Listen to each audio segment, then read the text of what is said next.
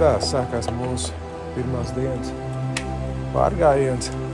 Esam Čehijas, jeb tā saucās Bohēmijas Šveice. Jā, tas ir pie Vācijas un Čehijas robežas. Tāda maza pilsētiņa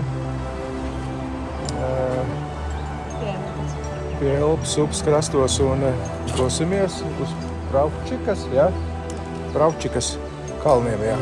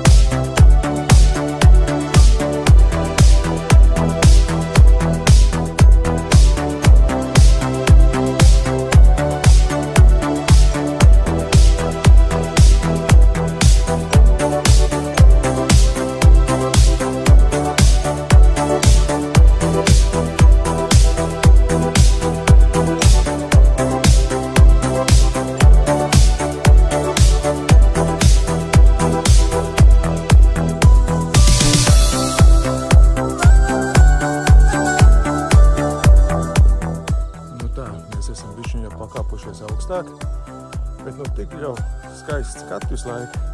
Visu laiku kaut ko gribās filmēt un...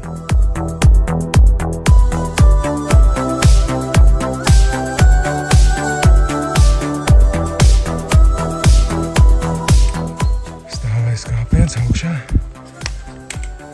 Uz vanaglīgzda. Un redz, kur jau mūsu vanaglīgzda. Ir Pravčits vārti, jā. Ir Eiropā lielākais smilšakmens vārti. Nu tāda platumā bija 26 metri, man liekas, augstumā 16 metri. Jā, iesim skatīsimies tuvāk.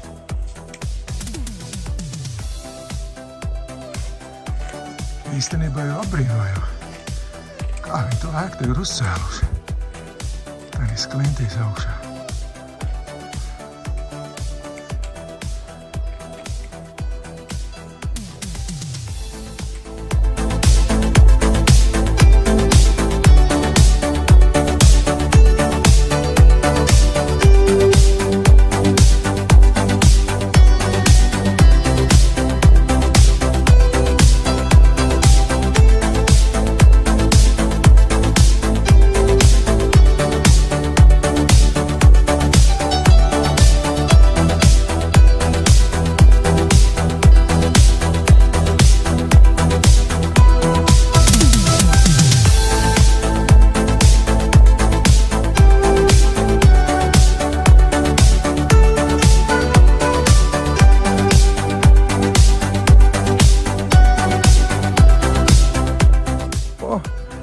Šajien celabāk tos Pračkovs vārds var redzēt.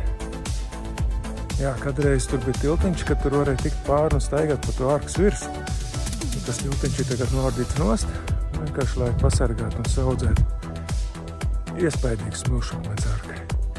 Apakšā tur tad ir kafejnīcā, tad pie galdiņa ar kafiju iedzert un baudīt to skaistumu.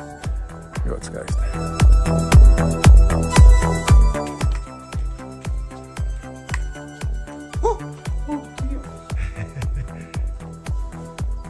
Nu tā, mēs esam nonākuši apakaļ lejā no Pračkovs vārtiem un tagad no lejas mēs varam bišķiņu uzfilmēt, kur mēs tur augšā bijām, tur, kur tas pīts, tas taps un var redzēt arī pašu līgzdu vanagi. Nu tagad mēs iesim pa vienu citu aciņu, mēģināsim aiziet līdz upītei. Es sēju saulītējas mūrus un domāju, kamdēļ cilvēkam sev tā jāmāc, jāiet, kad kilometrs šitā tajā izā iekšā kaut kādā, lai tur kaut ko ieraudzīt. Un pēc tam sev mocīt kāds 2 stundas, lai no turienes izlīst apakaļ ārā. Nerunājot, cik mēs esam nonākuši lejā.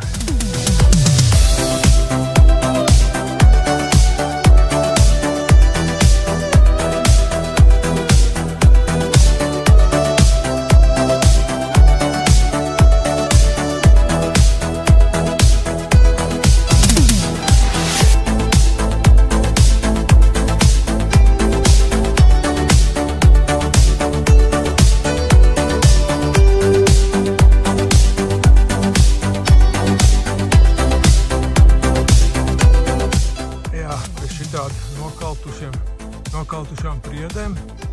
Nezinu, kas tas tāds tur ir, ko viņi tur tecina, kaut kāds šķidrums. Tur var pateikt. Tās priedes visi nokautuši.